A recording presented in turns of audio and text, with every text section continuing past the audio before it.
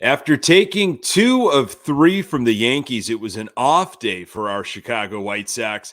Were you still buzzing yesterday from that doubleheader sweep of the Yankees? So many great moments from Cueto's performance, Pollock's clutch home run, Kopech's brilliant outing, and of course, the 3-run home run from Tim Anderson. Sox fans, of course, are hoping it's the spark we've been waiting for. And now the White Sox are back home, starting up a series with the Boston Red Sox. You are Locked On White Sox, your daily Chicago White Sox podcast. Part of the Locked On Podcast Network, your team every day.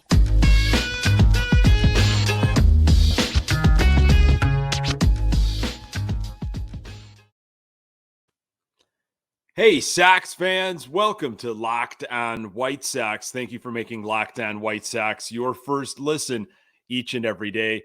We're free and available on all platforms. Follow us on Twitter and Instagram at Locked On Sox. Also, subscribe to our YouTube channel. Just search Locked On White Sox. I'm your host, Nick Morawski, a lifelong diehard Chicago White Sox fan, recording this podcast just blocks from the ballpark in beautiful Bridgeport. You can find me on Twitter at Nick_GGTB. Really appreciate you letting me steal some of your time to talk White Sox. Locked On White Sox is part of the Locked On Podcast Network, your team every day. I'm going to look at some May numbers and get you ready for Tuesday's matchup with the Bo Sox. Michael Kopech pitched a game that he won't forget anytime soon, and he talked about it. Also, Tim Anderson's offensive numbers are simply amazing. State of the Sox, your White Sox are 21-20. They are chasing the Minnesota Twins by 4.5 games. Minnesota is playing Detroit. Sunday was such a big day. I felt like you felt this. You've probably been sitting with this as a Sox fan most of this Monday with an off day, hoping maybe that the Sox were playing to continue the momentum, but also maybe just taking it all in from the articles, from the interviews, maybe rewatching the game, both games really, but that game 2 with the big Tim Anderson home run and the Michael Kopech outing. It hopefully is the spark. We've been waiting for something and for certain guys to start materializing a little bit here and there, from pitchers to offensive guys. And, there's a lot of work to be done, and we're going to talk about it in this episode. But Sunday was a big day. MLB has weighed in on the Josh Donaldson situation, has given Josh Donaldson a 1-game suspension. I'm sure you've seen or heard about this already. There's also an undisclosed fine, and we don't know how much, but he has been fined as well. Of course, Josh Donaldson appealing the situation. This was from Lamont Pope of the Chicago Tribune on how this situation, how this 1-game suspension was, I guess, figured out. This is from Michael Hill, MLB's senior vice president for on-field operations. There is no dispute over what was said on the field. Regardless of Mr. Donaldson's intent, the comment he directed toward Mr. Anderson was disrespectful and in poor judgment, particularly when viewed in the context of their prior interactions. In addition, Mr. Donaldson's remark was a contributing factor in a bench-clearing incident between the teams and warrants a discipline. It certainly does warrant discipline. I don't know about you, but 1-game suspension, wow. Joe Kelly was on he was doing a bunch of different media stuff and publicity things on Monday, and he was on the Score 670 talking about he made a kind of a pouting face in that game when he was with the Dodgers several years ago, and he received a crazy amount of games just for making a face. And here, this situation with Josh Donaldson, he gets 1 game. Unbelievable. There's a lot of quotes from different articles that I was poring over on Monday from, whether it was the Trib or the Athletic, and a lot of folks talking, of course, about Tim Anderson, and we'll get to some of the Kopech stuff in a minute. But this is what Tony La Russa had said on Tim Anderson. This guy he's as good as anybody playing at that position and one of the best players in baseball. So he deserves the recognition and he deserves the respect. When somebody disrespects him, well, he should get upset. I know I would. Point is, when you talk about how special he is, think about the game he had under those circumstances. And that is a wonderful point. I mentioned in yesterday's episode, no one will ever forget the Field of Dreams game, the walk-off, the stalk-off, if you will. They made a bobblehead out of it.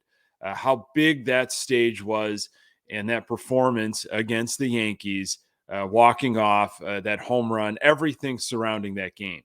But the Game 2 3-run home run, I think we're going to talk about for a long, long time. Just the spotlight, as La Russa said, the circumstance, the situation, everything happening.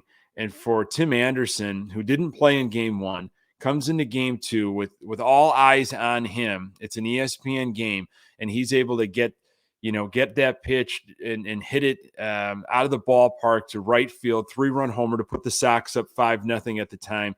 It's just unbelievable. So I appreciated what La Russa had to say there. Andrew Vaughn on Tim Anderson. As a teammate, I love the guy. Vaughn said, people say the good get booed, and I think he's one of the best. That situation he took full advantage of. And here's Kopech on Tim. I think that speaks hugely to the character of Tim and what we're trying to be in this clubhouse, and that's a family. Not to speak too much on that, but Tim's going to show up every day ready to play and lead this team. And he did that again tonight. I think that this was just one of the cooler things I've seen, watching an entire crowd that's showing low class towards him, booing him, calling him Jackie and all that stuff, and then hitting a home run and putting us right back in a good position to win. Got nothing but respect for him. Well said by Kopech. The moment, the situation, what was happening in the stands, what was happening on the field, and for Tim Anderson to deliver like that, I think that performance, that Game 2 performance, and that's in that doubleheader, it's up there with Field of Dreams. Obviously, with everything going on with the movie, and they built a stadium in Iowa for this unbelievable game. It's tough to match that, but the situation on Sunday, just remarkable by Anderson. He is hitting the ball, and that's an understatement. Tim Anderson is raking. Here is his slash line right now. He's hitting 359, 400, 517. He's got 18 multi-hit games that leads Major League Baseball. In the last 7 games, Tim Anderson has slashed 433, 500, 533. And here are his rankings. These are Tim Anderson's rankings amongst AL and NL shortstops. So basically all of baseball, of course. WAR, he is first. Average, first. OPB, first. Slugging, first. And OPS, first. How about that?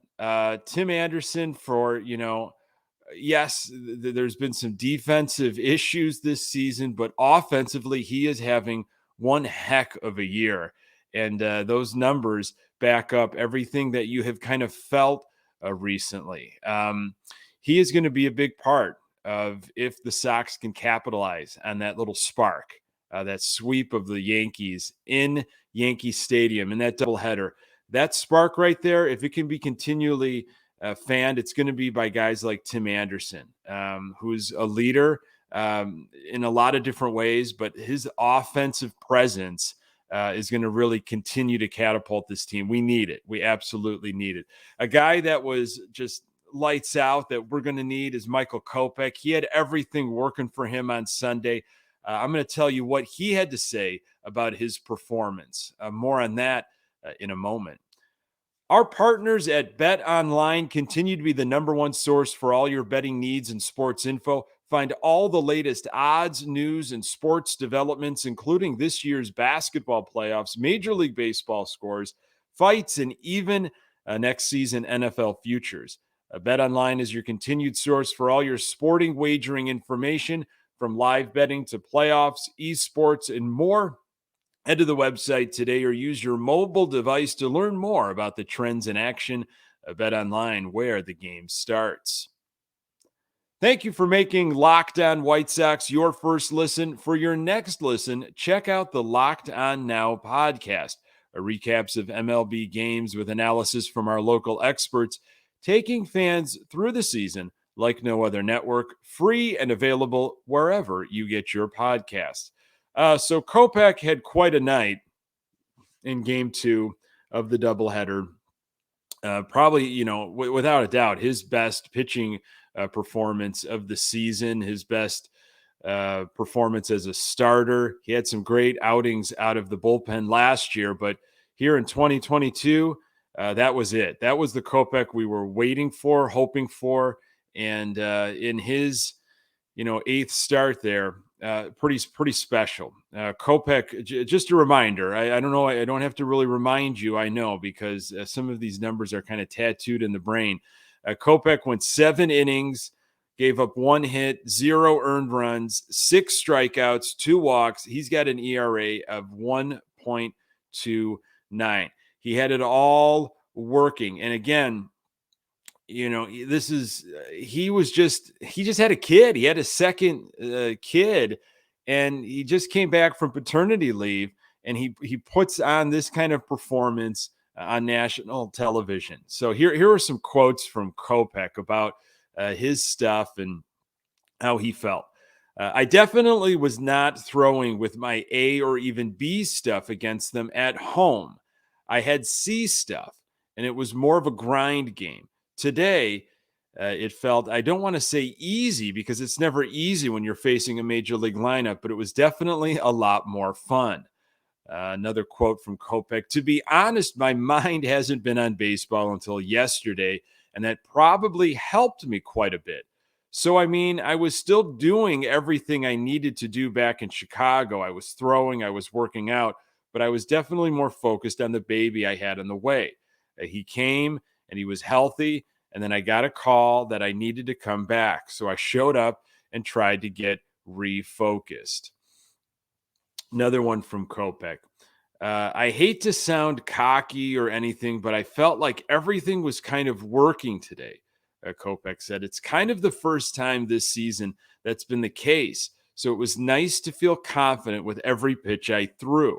I was able to get ahead of guys for the most part, and I think that helped me in the long run. And then one more here from Kopech. I try to be perfect every time, and I know that's never going to be the case. But I feel like if I can hold on to that a little bit as deep into the game as I can, then I'll be in a good position. And that last quote there from him about kind of holding on to perfection in a way, and the fact that he can articulate, and he obviously realizes, look, you're not going to be perfect every time. It's such a rarity to do something like that in baseball and anything you do in life, to be perfect. So if you feel like, well, I'm going to try to do everything I can right for as long as possible to help my team out, so to speak. Like on Sunday, he went 7 innings of pretty much perfect baseball.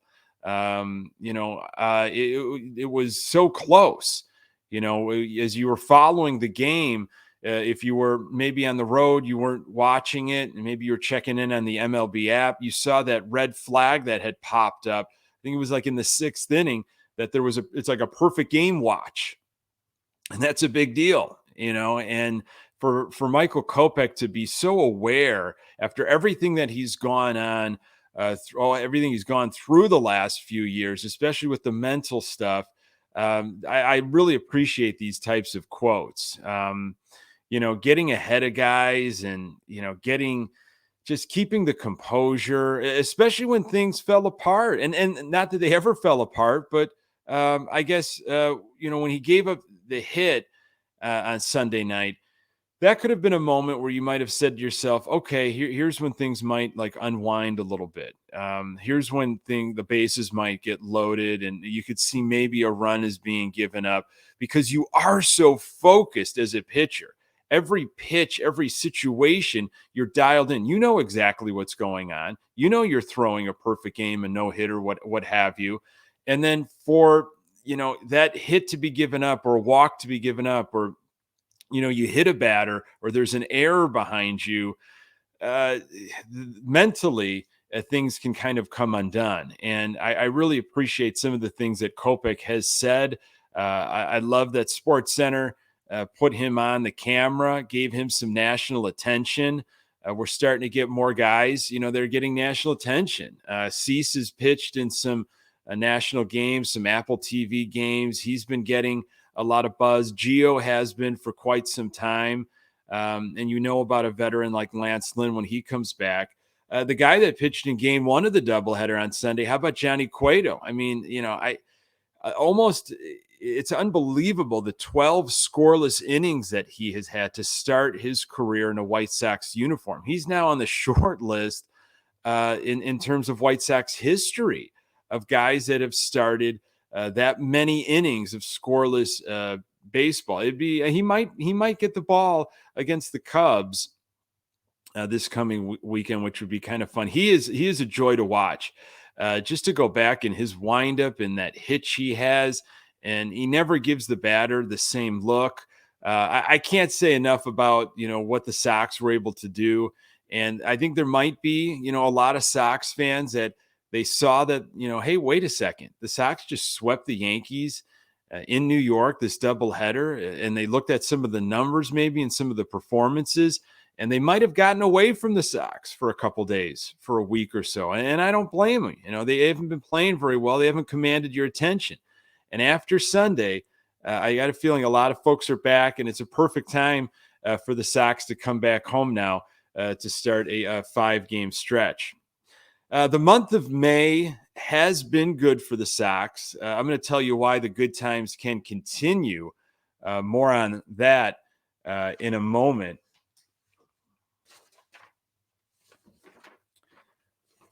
I'm going to tell you about Athletic Greens. I've been taking AG1, their flagship product, for over 3 weeks now, and I've noticed an improvement in my overall metabolism, better sleep, and I just feel better.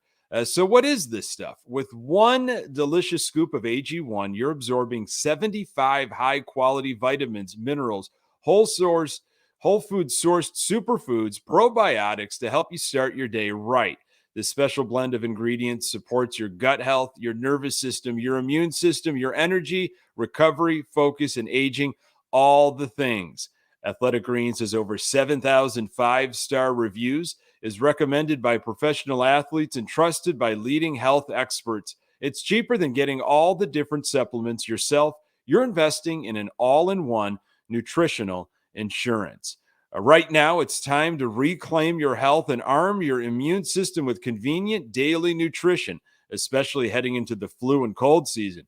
It's just one scoop in a cup of water every day. That's it. No need for a million different pills and supplements to look out for your health. To make it easy, Athletic Greens is going to give you a free 1-year supply of immune-supporting vitamin D and 5 free travel packs with your first purchase.